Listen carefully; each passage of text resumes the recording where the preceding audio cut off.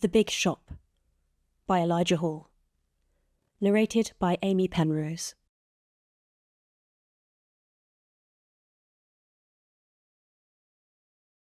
I was at the self-checkout, scanning my groceries.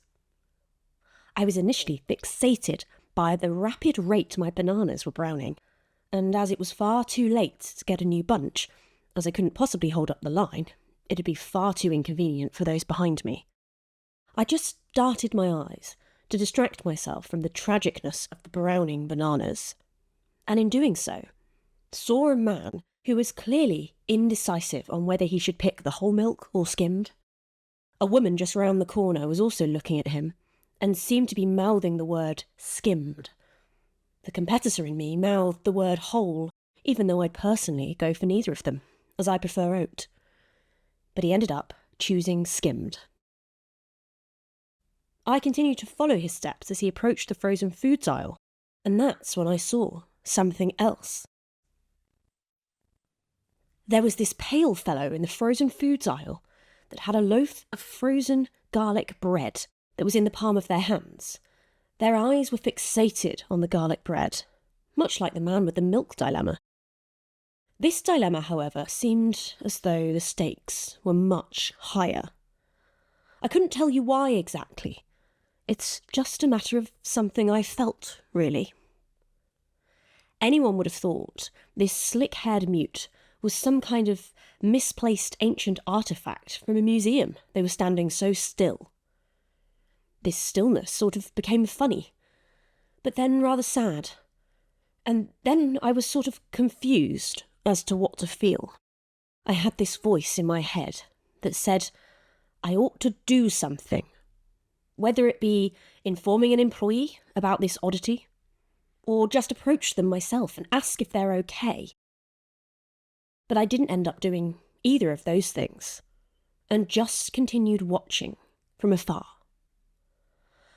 I sort of found myself being a bit preoccupied with what was in their basket, as opposed to the individual themselves at a certain point.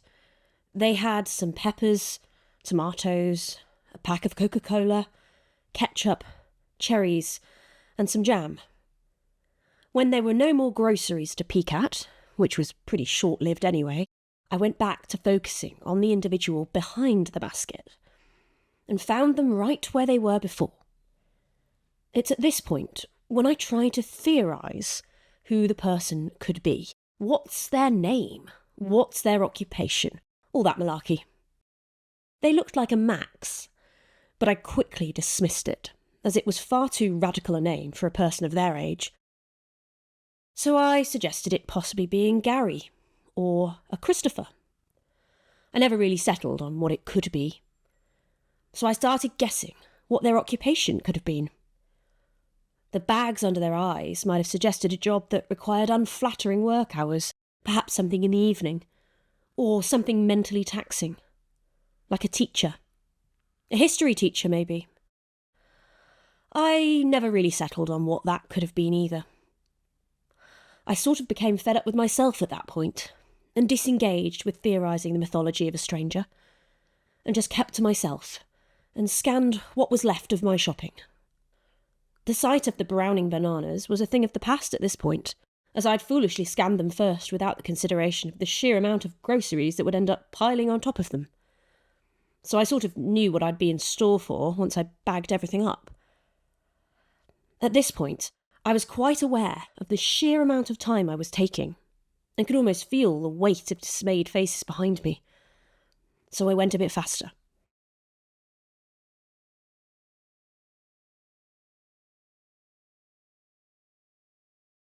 As I was just about done, I noticed the plot had partially thickened, as the individual appeared to have opened the frozen loaf of garlic bread. I couldn't resist looking again. The stubborn grip their hands had on the garlic bread had partially oozed out a fair amount of the garlic butter out of the bread, and was now smeared all over their knuckles and deep in their nails, and had seemed to seemingly cause them to start sweating profusely, which then caused them to start biting their lip, which then caused bloodshed, and what I would imagine would be quite the imprint on their lip. They were biting so hard Little drops of blood, or I should say what I presume was blood, as it looked somewhat discoloured, was now dripping on the floor. It's then when I decided I'd take action and approach the individual. When this woman behind me shouts out, "Hurry the fuck up!"